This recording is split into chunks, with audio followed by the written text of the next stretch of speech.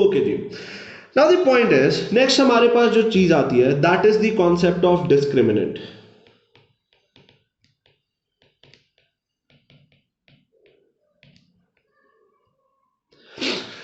Now the point is, discriminant हमारे पास होता क्या है, पहले जरा उसको समझते हैं, गौर से सुनिएगा। डिस्क्रिमिनेंट बेटा आपके पास कोई यूनिक चीज नहीं होती है, राइट, लेकिन यूजफुल बहुत होती है। डिस्क्रिमिनेंट की अगर मैं बात करूं, if I write a quadratic formula minus B plus minus under root B square minus 4ac divided by 2a, तो ये जो आपके पास बेटा क्वाड्रेटिक फॉर्मूला होता है ना, इस क्वाड्रेटिक फॉर्मूले के अंडर रूट के अंदर ये जो चीज पड़ी होती है that is basically known as your discriminant. इसको हम कहते हैं, ये जो हमारे पास है that is eventually my discriminant, right. अब ये जो डिस्क्रिमिनेंट है इसके हमारे पास यूज बहुत है, राइट, गौर से सुनिएगा, बहुत इंपॉर्टेंट है। पहला use, without even drawing the graph हम ये पता कर सकते हैं कि भाई हमारा जो क्वाड्रेटिक, देखिए हम क्वाड्रेटिक इक्वेशन पढ़ रहे हैं तो एक चीज फॉर श्योर है कि भाई क्वाड्रेटिक इक्वेशन का बनना ग्राफ पैराबोला ही है, ठीक है। अब वो जो पैराबोला है वो एक्स एक्सिस को दो जगह पे भी इंटरसेक्ट कर सकता है, वो एक्स एक्सिस को एक जगह पे भी इंटरसेक्ट कर सकता है, और ऐसे भी हो सकता है कि वो एक्स एक्सिस को टच ही ना करे, राइट जी। तो ये जो डिस्क्रिमिनेंट होता है ये हमें ये सारे कंडीशंस को बता सकता है कि भाई हमारा जो ग्राफ होगा विदाउट इवन, बेटा देखें हमारे पास ऐसा नहीं है कि हम हर ग्राफ को ड्रॉ करने बैठ देंगे, हमारे पास इतना टाइम नहीं होता, राइट। तो without even drawing the graph हम बाय यूजिंग द डिस्क्रिमिनेंट ये पता कर लेते हैं कि भाई what is going to be the nature of the graph and what is going to be the shape of the graph, ठीक है जी। वो कैसे पता चलेगी, अब आप गौर से देखिएगा। सबसे पहले let me draw a few x's over here, और इसको मैं यहां से कॉपी कर लेता हूं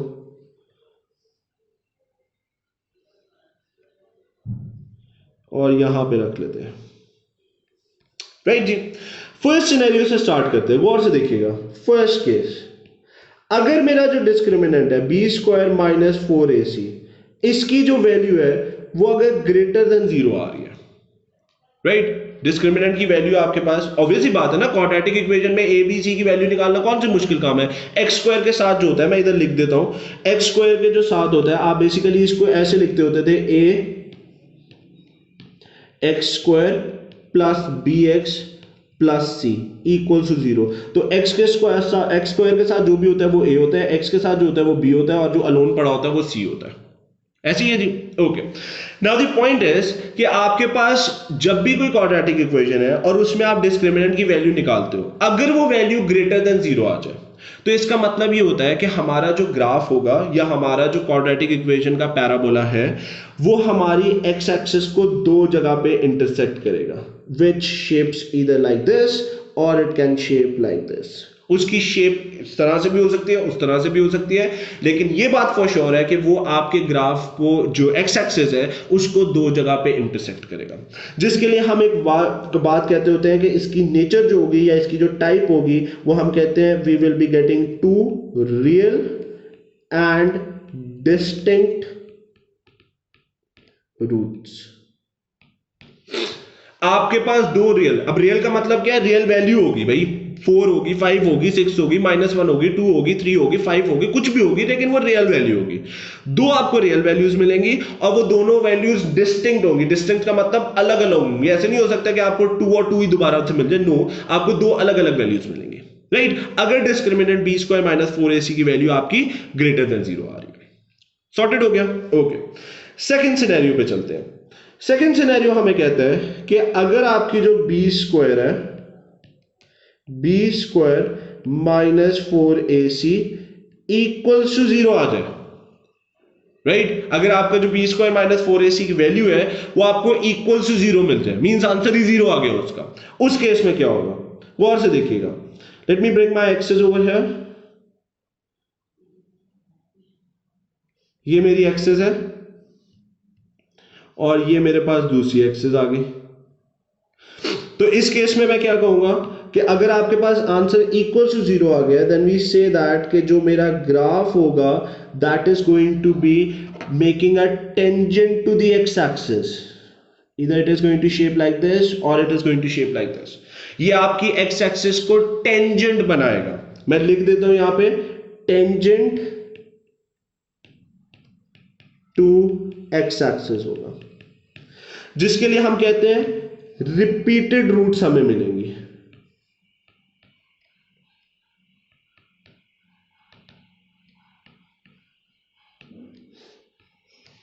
राइट.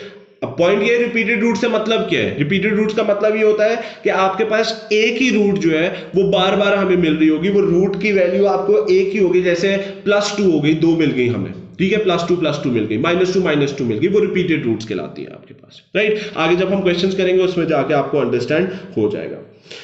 थर्ड सिनेरियो क्या होता है? थर्ड सिनेरियो हमारे पास होता है कि अगर हमारी जो डिस्क्रिमिनेंट है b² - 4ac वो लेस देन 0 आ जाए, विच मीन्स नेगेटिव आ जाए. अब इसके लिए यहाँ पे 2 मिनट रुकते हैं. अगर मैं आपके ओ लेवल्स के कॉन्सेप्ट में जाऊं और आप लोग क्वाड्रेटिक इक्वेशन जब सॉल्व करते होते थे ओ लेवल्स के अंदर, और आपका जो अंडर रूट होता था उसमें आप नेगेटिव आ जाता था, तो आप उधर सिंपली लिख देते थे नो सोल्यूशन. अब हमें समझ आएगा वो नो सोल्यूशन क्यों लिखते थे. वो और से देखिएगा. अगर मेरा जो डिस्क्रिमिनेंट है, क्योंकि हमने वो कहा है कि अंडर रूट के अंदर जो b² - 4ac होता है वही डिस्क्रिमिनेंट होता है, ऐसी बात की है ना हमने. तो अगर हमारा जो डिस्क्रिमिनेंट है b² - 4ac वो लेस देन 0 आ जाए, इसका मतलब ये होता है कि आपके पास जो ग्राफ है आपका, वो और से देखिएगा. Let me bring my axis first. ये मेरी एक्सिस है इधर और ये मेरे पास दूसरी एक्सिस है. इसका मतलब ये है कि आपका जो ग्राफ है वो आपकी एक्स एक्सिस को टच ही नहीं कर रहा, which means either it is going to shape like this और it is going to shape like this. वो आपकी एक्स एक्सिस को टच ही नहीं कर रहा. This is what this actually means. तो इस केस में हम कहते हैं नो रियल रूट्स. आपकी रियल रूट्स है ही नहीं. राइट. आपके ग्राफ की कोई भी रियल रूट नहीं है. इमेजिनरी रूट्स हम कहते होते हैं इसको, कि भाई हमारे ग्राफ जो होगा वो हमें इमेजिनरी रूट्स देगा. राइट. अब इमेजिनरी रूट्स क्या होती है? बहुत सारे बच्चों का कंफ्यूजन होती है कि भाई इमेजिनरी रूट्स क्या होंगे. वो आपको यहां पे परेशान होने की जरूरत नहीं है. वो जब आप P3 में कॉम्प्लेक्स नंबर्स पढ़ेंगे तो वहां पे जाके आपको समझ आ जाएगा कि भाई इमेजिनरी रूट्स क्या चीज होती है. Everybody sorted on this? I hope this is clear to everyone. Okay. Now the point is, these three cases should be at your fingertips. Right. ये आपको पता होने चाहिए कि भाई आपका जो डिस्क्रिमिनेंट है उसकी वैल्यू के अकॉर्डिंगली आपका ग्राफ किस तरीके से बिहेव करेगा, ये आपको पता होना चाहिए. ठीक है जी. एक तो हमारे पास ये कॉन्सेप्ट आ गया. Moving one step ahead, next हमारे पास जो कॉन्सेप्ट आता है that is the concept of line intersecting curve. और यहां पे याद रखिएगा हम कर्व सिर्फ और सिर्फ पैराबोला की बात करेंगे, क्योंकि हम क्वाड्रेटिक इक्वेशंस की बात कर रहे हैं. राइट जी. पहली चीज, 2 चीजें याद रखें. लाइन लिखना था, वो लीनियर लिखा गया, sorry, it's line. Now the point is, अगर आपकी लाइन और आपका कर्व इंटरसेक्ट करता है तो पहली चीज तो उसमें भी 3 केसेस बनते हैं. ठीक है. Before we move towards the 3 cases, अगर मेरे लाइन और ग्राफ आपस में इंटरसेक्ट करता है और अगर आपसे कहा जाता है कि जी पॉइंट ऑफ इंटरसेक्शन निकालो, ठीक है. फॉर एग्जांपल एक सिंपल से सिनेरियो से स्टार्ट करते हैं. Let's say that this is my axis और ये मेरा ग्राफ है और ये मेरी लाइन इसके साथ इंटरसेक्ट कर रही है. राइट. अगर वो आपसे कहता है find the point of intersection, तो पॉइंट ऑफ इंटरसेक्शन, ये जो पॉइंट ऑफ इंटरसेक्शन है इसको निकालने के लिए ऑब्वियसली बात है, पॉइंट ऑफ इंटरसेक्शन किसे कहते हैं? पॉइंट ऑफ इंटरसेक्शन वो पॉइंट्स होते हैं जहां पे आपके दोनों ग्राफ मीट करते हैं.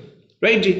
पॉइंट ऑफ इंटरसेक्शन अगर वो आपको निकालने के लिए कहता है to find the point of intersection, याद रखिएगा आपने सिंपल सा एक काम करना होता है. वो क्वाड्रेटिक्स का कॉन्सेप्ट ही नहीं है. अगर आपको पॉइंट ऑफ इंटरसेक्शन निकालना है, यहां पे मैं लिख देता हूं पॉइंट ऑफ इंटरसेक्शन.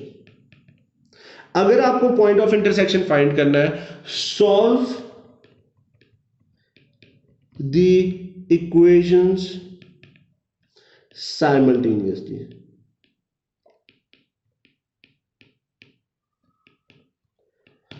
आपने सिंपल सा एक काम करना है, दोनों इक्वेशंस को साइमल्टेनियसली सॉल्व कर लेना है और अपनी एक्स और वाई की कोऑर्डिनेट्स निकाल लेना है, और वो सॉल्व करने साइमल्टेनियस इक्वेशंस भी जो आपने सॉल्व करनी है। यहां पे याद रखिएगा कर्व की इक्वेशन होगी, तो कर्व की इक्वेशन को जब सॉल्व करेंगे तो यहां पे आप एलिमिनेशन मेथड नहीं यूज करेंगे, यहां पे सिंपल जो आपने मेथड यूज करना है that is going to be the substitution method, substitution method, right. Elimination method यहां पे लग ही नहीं सकता है, क्योंकि आपके पास एक इक्वेशन जो होगी वो आपके पास एक्स टू पावर 2 की होगी, तो एक्स टू पावर 2 को आप एलिमिनेट नहीं कर सकते। दूसरी इक्वेशन आपके पास सिंपल एक्स की होगी, उसको भी आप एलिमिनेट नहीं कर सकते। तो सिंपल क्या होगा, सब्स्टिट्यूशन मेथड आपने अप्लाई करना है। अगर किसी को सब्स्टिट्यूशन मेथड सॉल्व करना नहीं आता, मैं लिंक डिस्क्रिप्शन में दे दूंगा, उसको वहां से देख लीजिएगा कि कैसे हम इक्वेशन, वो कोऑर्डिनेट ज्योमेट्री में हमने बहुत सारे सॉल्व किए, राइट। कहीं पे भी पूरे पेपर में कहीं पे भी पॉइंट ऑफ इंटरसेक्शन फाइंड करने के लिए अगर आपके पास आता है तो उसको सॉल्व करने का एक ही तरीका होता है कि आप उन दोनों इक्वेशंस को साइमल्टेनियसली सॉल्व करते हैं। एग्री करते हैं सारे? Okay. Now the point is, तो पॉइंट ऑफ इंटरसेक्शन तो हमने सीख लिया। नेक्स्ट हमारे पास आता है कि भाई, अगर मैंने शुरू में एक बात कही है कि लाइन और कर्व अगर आपस में इंटरसेक्ट करेंगे तो 3 केसेस बनते हैं। वो 3 केसेस क्या है वो और से देखिएगा। सबसे पहला केस होता है, first case, line and curve intersect eight 2 points. पहला केस ये है कि आपका जो कर्व है, ये मेरी एक्सिस आ गई, एक और ले आते हैं, right. Either your curve has this shape और your curve has this shape. आपका जो कर्व है और लाइन है वो आपस में 2 जगह पे इंटरसेक्ट करते हैं, लाइक दिस, राइट। इस केस में हम कहते हैं कि जो हमारा डिस्क्रिमिनेंट होगा b² - 4ac वो ग्रेटर देन 0 होगा। ठीक है जी, मैंने कहा था डिस्क्रिमिनेंट बहुत यूजफुल है, ठीक है, यही हमें यहां पे भी हेल्प आउट करने वाला है। ठीक है, अगर लाइन और कर्व इंटरसेक्ट कर रहे हैं 2 जगह पे, ठीक है, तो जो हमारा डिस्क्रिमिनेंट होगा वो आपके पास ग्रेटर देन 0 होगा, इंटरसेक्टिंग एट 2 पॉइंट्स। क्लियर होगी बात? ओके। नेक्स्ट हमारे पास सिनेरियो आता है, सेकंड केस होता है, line and curve intersect at 1 point, जिसको हम कहते हैं टेंजेंट टू द कर्व हो। एग्री करते हैं? आज पहले तो ड्रॉ करके समझते हैं। For example, this is the axis given to us, this is my curve और द शेप। मेरी जो लाइन है वो कर्व के साथ यू टेंजेंट है, यहां पे यू और यहां पे यू, इट्स टेंजेंट। लिख देता हूं मैं यहां पे, ये वाले पॉइंट पे या ये वाले पॉइंट पे टेंजेंट है। तो इसके लिए हम क्या बात कहते हैं, इसके लिए हम कहते हैं that discriminant b² - 4ac will be equals to 0, right जी। Third and the last case, line and curve does not intersect, कि लाइन और कर्व इंटरसेक्ट ही ना करें। आइए जी, इसके लिए भी ग्राफ प्लॉट कर लेते हैं। दिस इज माय ग्राफ और ये मेरा कर्व आ गया और ये मेरी लाइन जा रही है, ये लेनी है, इंटरसेक्ट ही नहीं कर रहे, कहीं नहीं पे भी इंटरसेक्ट नहीं कर रहे। तो उस केस में हम कहते हैं that the discriminant b² - 4ac will be less than 0, right जी। अब ये 3 केसेस हैं बेटा, ऑब्वियस सी बात है ना, अंडरस्टूड सी बात है कि 3 ही सिनेरियोस बन सकते हैं कि या तो आपका ग्राफ और आपकी लाइन आपस में 2 जगह पे इंटरसेक्ट करेंगे, या आपका ग्राफ और लाइन एक जगह पे इंटरसेक्ट करेगी, जिसके लिए हमने टेंजेंट का वर्ड यूज किया, या फिर हमारा ग्राफ और लाइन आपस में इंटरसेक्ट ही नहीं करेगी। ठीक है, ये 3 केसेस हैं। इन तीनों केसेस में डिस्क्रिमिनेंट डिफरेंटली बिहेव करता है। आपको ये पता होना चाहिए कि भाई हमारा जो डिस्क्रिमिनेंट है वो किस तरीके से बिहेव करता है। ये जो ऊपर चीज है ना, whether the line and the curve is intersecting or not, whether they are tangent, whether they are not intersecting, ये वो क्वेश्चन में लिख देगा। आपको ये पता होना चाहिए कि आपका ग्राफ किस तरीके से बिहेव करता है, ठीक है। आपको डिस्क्रिमिनेंट की नेचर पता होनी चाहिए, आपको ये पता होना चाहिए कि भाई ग्राफ जैसा है उस पे डिस्क्रिमिनेंट का क्या होगा, whether it is greater than zero, whether it is equal to zero, whether it is less than zero, वो आपको पता होना चाहिए, right. This is how we shortlist the concept, और इसको कैसे इंप्लीमेंट करना है अब हम उस पर चलते हैं। तो अगर किसी को अभी भी क्लियर नहीं हुआ तो प्लीज यहाँ पे वीडियो को पॉज करें और पहले प्रीवियसली इस कॉन्सेप्ट को रिकॉल कर ले, उसके बाद हम क्वेश्चन पे चलते हैं। अब ये क्वेश्चन किस तरह से आता है उसको गौर से समझते हैं, उसके बाद सॉल्व करेंगे। गौर से देखिएगा बेटा। Now let me bring a question over here. For example, if this is a question given to us, let's say this is the question. इसको यहां से कॉपी कर लेते हैं और इधर अपने नोट्स पे ले आते हैं।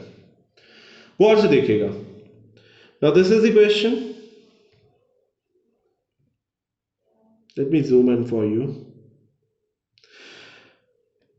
I have created a worksheet for this quadratic equation, उसका लिंक मैं डिस्क्रिप्शन में दे दूंगा, प्लीज उसको डाउनलोड कर दीजिएगा, ये उसी वर्कशीट का क्वेश्चन है। Now this is the question, गौर से देखिएगा ये क्वेश्चन है क्या, और इसको सॉल्व भी करते हैं। आपका जितना भी कॉन्सेप्ट है वो सारा क्लियर हो जाएगा कि भाई ये जो हमने सारी चीजें पढ़ी थी इनको यूज कैसे करना है, गौर से समझिएगा। Now the question says to us, everybody over here, क्या कहते हैं? कहता है find the value of c for which the line y is equals to 2x plus c is tangent। सबसे पहले तो हम इसको अंडरलाइन कर लेते हैं, right. Tangent to the curve y square equals to 4x। Now let's understand first कि भाई ये क्वेश्चन में वो क्या क्या रहा है। क्वेश्चन सॉल्व कर लेंगे, वो कोई इतना मसले वाली बात नहीं है, पहले जरा समझ लेते हैं भाई क्या क्या रहा है वो हमें। थोड़ा सा मैं पिक्चर ड्रॉ करता हूं, sorry. This is my axis, everybody over here, ये मेरी एक्सिस है, ये मेरा ग्राफ है, ठीक है, जो कर्व उसने कहा। वो कह रहा है y is equals to 2x plus c। कहते हैं इसकी एक लाइन है, ठीक है, उसमें c की वैल्यू क्या है हमें नहीं पता, हमें ये पता है c y इंटरसेप्ट को कहते हैं। वो कहता है c की एक वैल्यू है, उस वैल्यू पे जब लाइन ड्रॉ की जाए तो वो लाइन जो है वो ग्राफ को टेंजेंट होनी चाहिए। आए जी टेंजेंट पहले तो ड्रॉ कर देते हैं, ये ले जी, ये मेरा टेंजेंट आ गया। ये लाइन की इक्वेशन है जिसमें y is equal to 2x plus c है, मुझे c की वैल्यू नहीं पता, और जो कर्व है उसकी इक्वेशन भी दी हुई है y square equal to 4x, ठीक है। हमें c की वो देखिए बेटा, अगर c की वैल्यू डिफरेंट हो जाए ना तो पूरी लाइन का स्ट्रक्चर डिफरेंट हो जाएगा। c की एक वैल्यू ऐसी होगी जिसपे ये टेंजेंट होगा, वो हमें वैल्यू निकालनी है। उसने कहा वो c की वैल्यू निकालो जिसपे ये लाइन टेंजेंट होगी। अगर c की वैल्यू कोई और होगी तो हो सकता है उसपे वो टेंजेंट ना हो, दो जगह पे इंटरसेक्ट करते हैं। हो सकता है आप c की वैल्यू कोई हो जिसपे वो लाइन आपके ग्राफ को इंटरसेक्ट ही ना करे। तो c की वैल्यू अगर डिफर होगी तो लाइन की डायरेक्शन भी चेंज हो जाएगी, ठीक होगी बात। वो हमें कह रहा है c की वो वैल्यू निकालो जिसपे जब लाइन ड्रॉ की जाए तो वो कर्व को टेंजेंट होनी चाहिए। I hope this point is clear to everyone, right. अब वो निकालनी कैसे है, गौर से देखिएगा। सबसे पहले बेटा आपने क्वेश्चन में पढ़ना है, और उसने यहाँ पे लिखा हुआ है टेंजेंट, तो टेंजेंट पे हमारा डिस्क्रिमिनेंट कैसे बिहेव करता है। हमने एक अभी पढ़ा है कि भाई अगर लाइन और कर्व आपस में टेंजेंट है तो हमने पढ़ा है discriminant b square minus 4ac क्या होगा, that is going to be equal to 0, ठीक है जी। आपने सबसे पहला काम ये करना है कि इसके ऊपर लिख देना है that b square minus 4ac will be equal to 0। सबसे पहले आपने ये लिख देना, ठीक है, ये हमारे डिस्क्रिमिनेंट की नेचर है, ओके। अब क्वेश्चन सॉल्व कैसे करना है, गौर से देखिएगा।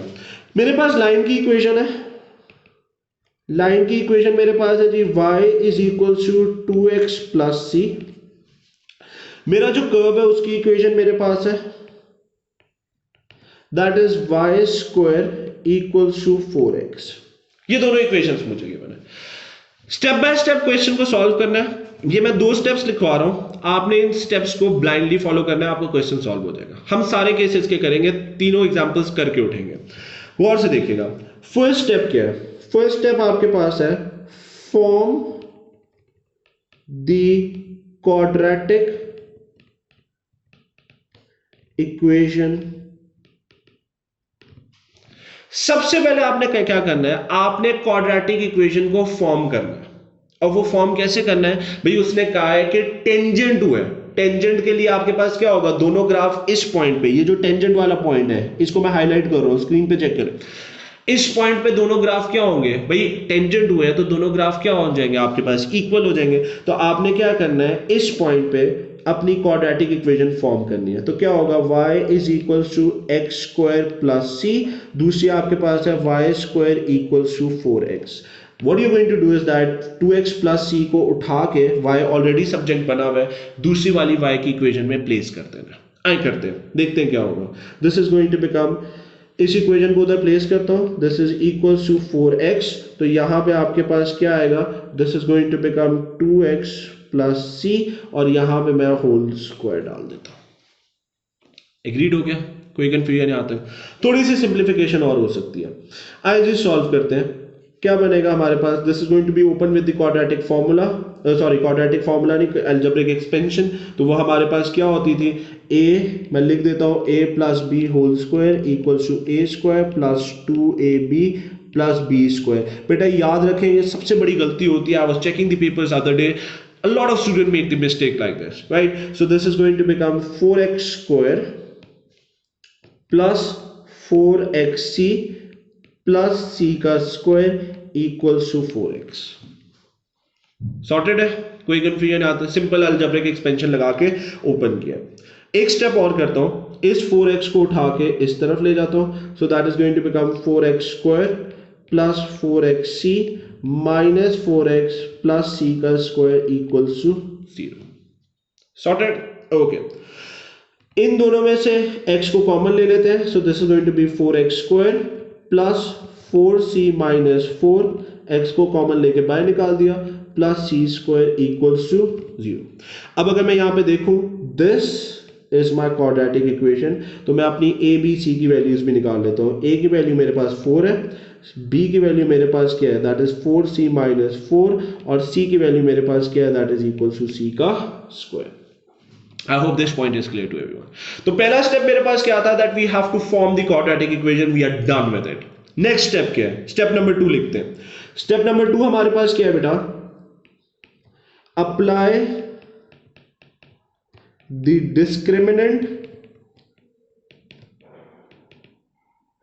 As mentioned in question. Next step आपने क्या करना है, पहले क्वाड्रेटिक इक्वेशन बना ली, ए बी सी की वैल्यू निकाल ली हमने। दूसरा आपने स्टेप क्या करना है कि आपने अपने डिस्क्रिमिनेंट को अप्लाई करना है जैसा क्वेश्चन में मेंशन है। क्लियर होगी बात। क्वेश्चन में हमारे पास क्या मेंशन है, क्वेश्चन में उसने बताया हुआ है भाई टेंजेंट है, और बी हमने लिख दिया था ऊपर पहले ही कि डिस्क्रिमिनेंट वो टेंजेंट हो तो b square minus 4ac will be equal to 0। आइए जी अप्लाई करते हैं, वो और से देखिएगा।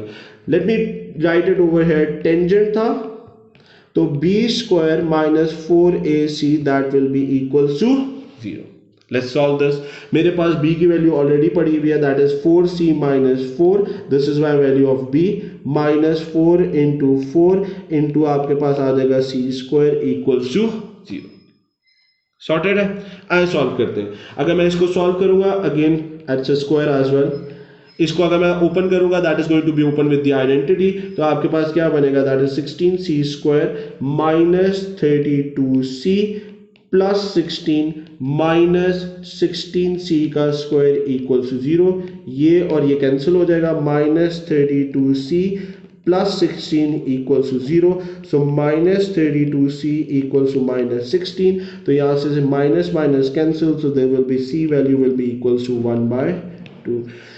अब पॉइंट ये आता है, ठीक है वैल्यू तो हमने निकाल ली, what this value is representing to us, what this value is representing.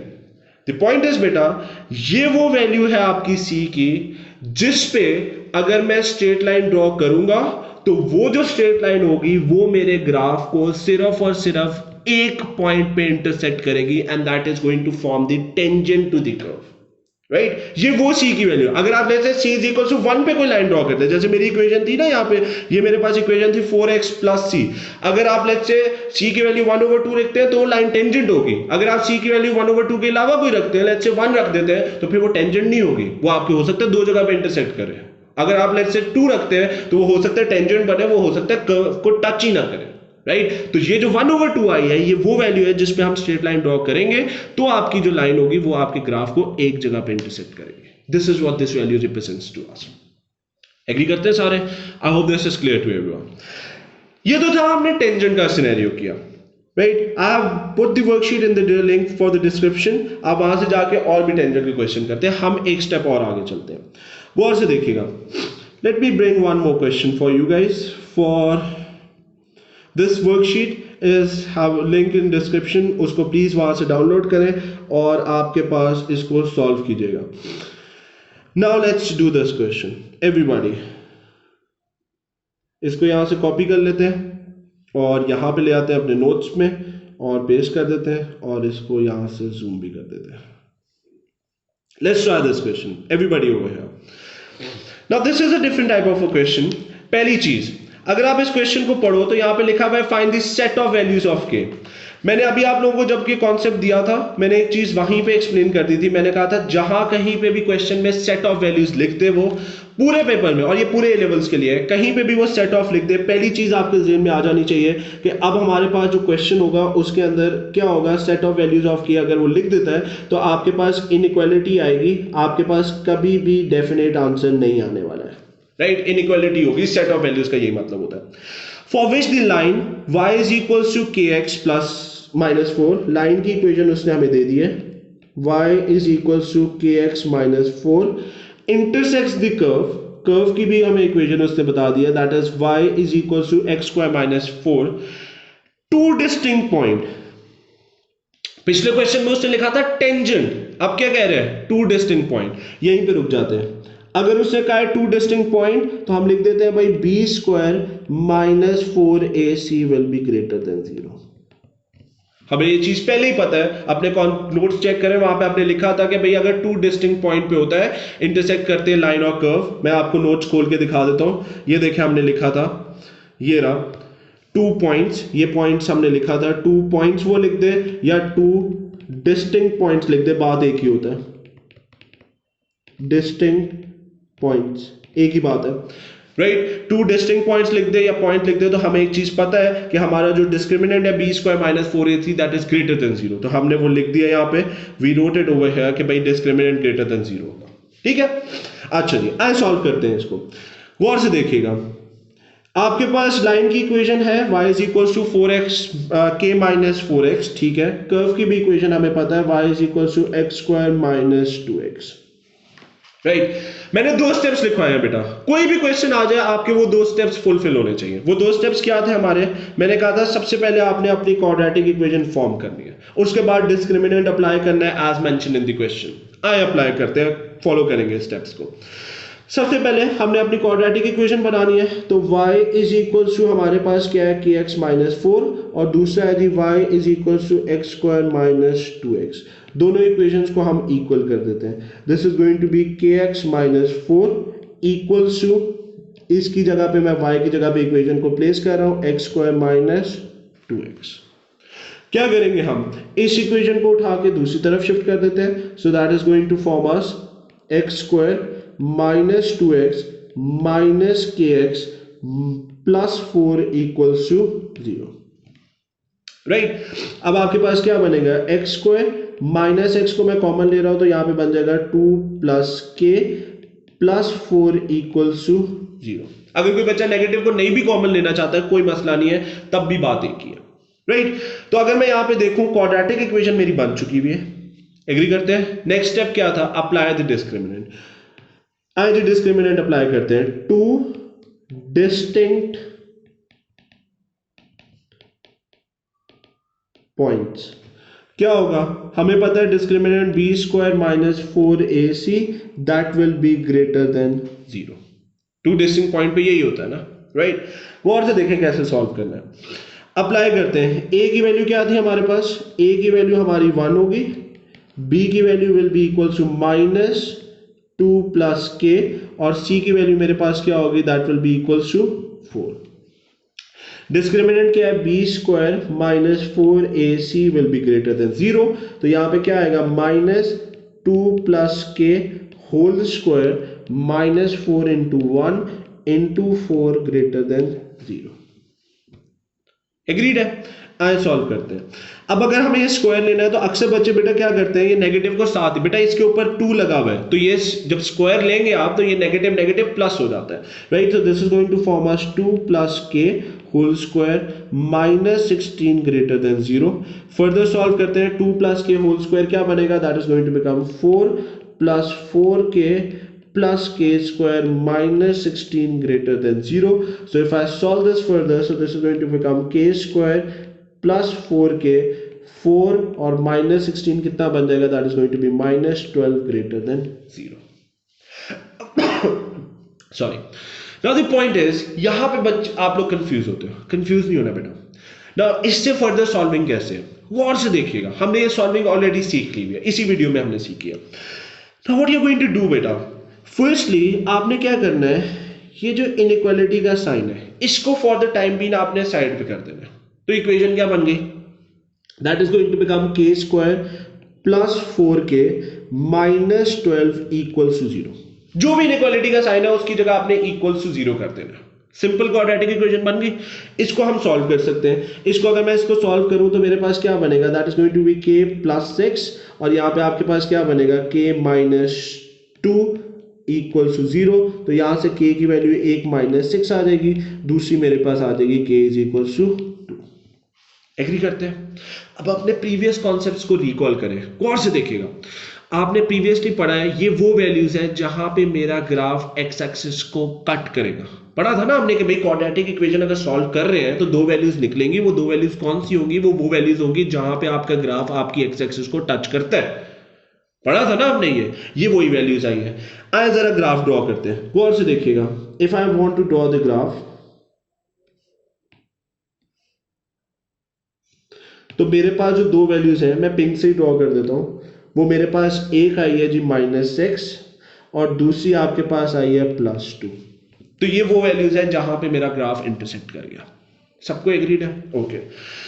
अब ये आपने वैल्यूज निकाल ली, ग्राफ भी छोटा सा ड्रॉ कर देना इधर, ठीक है।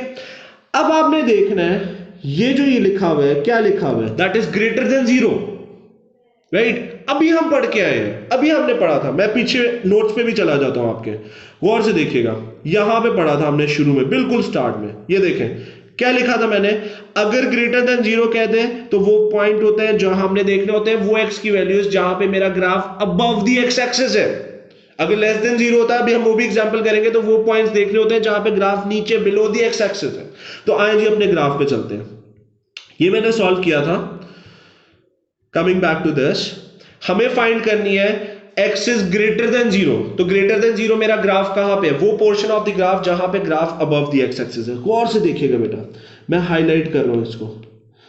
अबव द एक्स एक्सिस मेरा ग्राफ कहां पे है, ये वाले रीजन पे है और इधर से ये वाले रीजन पे। अगर मैं आपसे सेट ऑफ वैल्यूज पूछूं तो क्या मैं कह सकता हूं वो इधर से ये वाली वैल्यूज बनेंगी, एरो हेड भी डाल देते हैं, और इधर से आपके पास ये वाली वैल्यूज बनेंगी जहां पे मेरा graph above the X axis है। Everybody agreed on it? Okay. Now if I want to write these values तो क्या बनेगा, ये जो -2 है, सॉरी +2 है, इससे इस तरफ जाए, और ये जो -6 है इससे अगर मैं इस तरफ जाऊं, क्या मेरा graph above the X axis है? सारे एग्री करते हैं इस पे? तो मेरे पास सेट ऑफ वैल्यूज क्या बन जाएंगी, that is going to be k greater than 2 और क्या होगा k less than -6। These are the set of values and that forms my answer. Everybody clear on this? So मैंने आपको बिल्कुल बेसिक्स करके, बहुत इजी करके आपको स्टेप्स बता दिए। उन स्टेप्स को आप ब्लाइंडली फॉलो करें, आपका क्वेश्चन सॉल्व हो जाएगा। Everybody clear on this? कोई कंफ्यूजन? तो वी हैव डन 2 टाइप। हमने टेंजेंट भी देख लिया, हमने ये भी देख लिया कि अगर वो कहते हैं 2 डिस्टिंक्ट पॉइंट तब कैसे सॉल्व करना है, वो भी हो गया। तीसरे पे चलते हैं, तीसरा टाइप ऑफ क्वेश्चन करते हैं जिसके अंदर वो हमें कहेगा डज नॉट इंटरसेक्ट। ठीक है, आए जी वो question. I hope this is clear to everybody. Let me go back to my worksheet over here, and this is does not intersect. यहां से इसको कॉपी कर लेते हैं, नोट्स पे वापस आ जाते हैं और इधर हम पेस्ट कर देते हैं। This is the question and zoomed over here. Now let's solve this question. गौर से देखिएगा, कहता है determine the value set of values of constant k for which the line, पहले तो सेट ऑफ वैल्यूज उसने लिखा हुआ है तो इसको मैं यहां पे लिख देता हूं भाई, सेट सेट ऑफ वैल्यूज कहीं पे भी आ जाए तो हमें पता है इनइक्वालिटी हमारा आंसर बनेगा, राइट। याद रहना चाहिए हमें कि भाई हमारे पास एक आंसर कोई नहीं आने वाला, इनइक्वालिटी निकलने वाली है, ठीक है। सेट ऑफ वैल्यूज ऑफ के निकालना है, फॉर विच लाइन अंडरलाइन कर लेते हैं, y is equals to 4x plus k है, does not intersect the curve y is equals to x square, ठीक है। अब यहां पे अगर आप देखो तो उसने लिखा हुआ है डज नॉट इंटरसेक्ट, यहीं पे रुक जाते हैं और हमें एक चीज पता होनी चाहिए, डज नॉट इंटरसेक्ट पे b square minus 4ac will be less than 0। हमारा जो डिस्क्रिमिनेंट होता है डज नॉट इंटरसेक्ट पे वो क्या होता है, that is going to be less than 0, right जी। आइए जी इसको सॉल्व करते हैं, गौर से देखिएगा। अगर मुझे इसको सॉल्व करना है तो हमने स्टेप्स पढ़े थे, क्या होगा, this is going to be y is equals to 4x plus k और दूसरा है जी y is equals to x square, sorted है। अच्छा, अगर हमें इसको सॉल्व करना है तो पहले क्या करना है, क्वाड्रेटिक इक्वेशन बनानी है। So this is going to be 4x plus k equals to आपके पास एक्स स्क्वायर आ गया। इस वाली इक्वेशन में y सब्जेक्ट है, इसको ऑलरेडी इसके अंदर प्लेस कर दिया, दोनों इक्वेशन में y सब्जेक्ट है, सिंपल सिंपल इक्वेट कर रहे हैं। तो अगर मैं इसको फर्दर सॉल्व करूं तो यहां पे मेरे पास क्या बन जाएगा, x square minus 4x minus k equals to 0। So this forms my quadratic equation. अब अपना डिस्क्रिमिनेंट ले आते हैं। डिस्क्रिमिनेंट आपके पास क्या होगा, डिस्क्रिमिनेंट आपके पास होता है जी b square minus 4ac less than 0। तो b की वैल्यू क्या है, अगर मैं अपनी क्वाड्रेटिक इक्वेशन देखूं तो a मेरे पास आया हुआ है 1, b मेरे पास आया हुआ है -4 और c मेरे पास आया हुआ है -k। Let's substitute it over here, क्या बनेगा, this is going to be b square, b की वैल्यू क्या आई हुई है हमारे पास, दैट इज -4 का square -4 into 1 into -k less than 0. Now the point is, if I solve this further, this is going to form a 16 plus 4k less than 0। तो यहां से आपके पास क्या आएगा, 4k लेस देन -16 आ जाएगा। तो यहां से k की वैल्यू क्या आ जाएगी, लेस देन -16 डिवाइडेड बाय 4। तो यहां से k will be less then -4। ये आपका आंसर है, यहां पे आपको कुछ फर्दर करने की जरूरत नहीं। अक्सर बच्चे कहते हैं वो सर एक इनइक्वालिटी आ रही थी, वो मुझे लगा आंसर गलत है। नहीं बेटा, ये बिल्कुल ठीक आंसर है। आपके पास वो क्वेश्चन ऐसा है जिसमें आपके पास ये भी इनइक्वालिटी है, ऐसा नहीं है कि ये नहीं। बेटा सेट ऑफ वैल्यूज उसने कहा है लेस देन -4, लेस देन -4 में क्या क्या बनेगा, -5 -6 -7 -8 -9, ये तो goes on. This is absolutely right answer. ऐसा नहीं होता कि हर जगह ही दो इनइक्वालिटीज बने, ऐसे भी हो सकता है कि आपके पास एक इनइक्वालिटी बन रही हो, राइट जी। I hope this is clear to you guys as well. ये थोड़ा सा सिंपल था, एक और कर लेते हैं लेस देन वाला, ताकि हमें उसकी भी अंडरस्टैंडिंग हो जाए। ग्राफ ड्रॉ करके जो होता है, गौर से देखिएगा। Let me say that if I have let's do this question. Okay, October November, it's a 10, question number 6. Let me check कि इसके अंदर भी हमारे पास दो बनते भी हैं कि नहीं, ताकि हमारी उसकी भी अंडरस्टैंडिंग हो सके।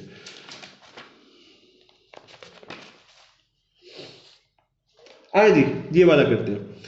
So let me solve this question for you guys. यहां से कॉपी कर लेते हैं, इधर ले आते हैं और यहां पे पेस्ट कर देते हैं। ओके जी, now the point is in this question वो आपसे कहता है the curve y is equals to, गौर से देखिएगा, y is equals to k x square plus 1 है और दूसरा है जी y is equals to kx। उससे क्या है, नॉन जीरो कांस्टेंट है, सेट ऑफ वैल्यूज निकालने हैं, अगेन वही है, नो कॉमन पॉइंट। अच्छा एग्जामिनर ना कभी कभार हमारे पास डिफरेंट वर्ड्स यूज करके ना हमें कंफ्यूज करता है। No common point, does not intersect, एक ही मतलब होता है। तो इस पे हमें पता होना चाहिए कि भाई हमारा जो डिस्क्रिमिनेंट है B square minus 4ac that will be less than 0, right. पहला स्टेप क्या था, क्वाड्रेटिक इक्वेशन बनानी है, आए बना देते हैं। This is going to be, यहां पे भी y सब्जेक्ट है, यहां पे भी y सब्जेक्ट है, सिंपल सिंपल इक्वेट कर देंगे। क्या बनेगा, इसको उठा के इस तरफ ले जाते हैं, kx square plus 1 minus kx equals to 0। थोड़ी सी सॉल्विंग और कर देते हैं, kx square minus k x plus one equals to आपके पास 0 आ गया। तो अगर मैं इसको फर्दर सॉल्व करूं तो मेरे पास यहां से a की वैल्यू k आ जाती है, b की वैल्यू मेरी माइनस k आ जाएगी, c की वैल्यू मेरी 1 आ जाएगी। Agreed? Okay. Now the point is that कि भाई अगर मेरे पास ये वैल्यूज आ गई हैं तो अब मुझे क्या करना है, अपना डिस्क्रिमिनेंट अप्लाई करना है। और मुझे पता है b square minus 4ac will be less than 0। b आपके पास क्या है, माइनस k का square minus 4 into k into 1 and this is less than 0, right. अब अगर मैं यहाँ पे देखूं तो this is k square minus 4k less than 0 आ गया।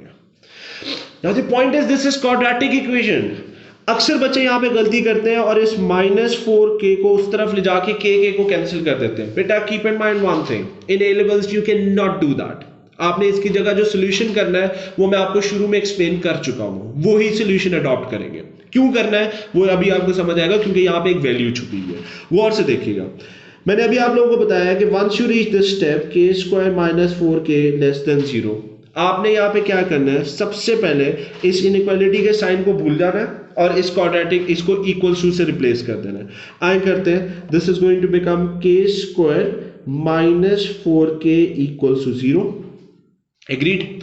क्योंकि क्वाड्रेटिक इक्वेशन है, दो वैल्यूज निकलनी है। वो दो वैल्यूज कैसे निकलेंगी, अगर मैं यहाँ से k को कॉमन लूँ तो यहाँ पे बन जाएगा k माइनस 4 इक्वल्स टू 0।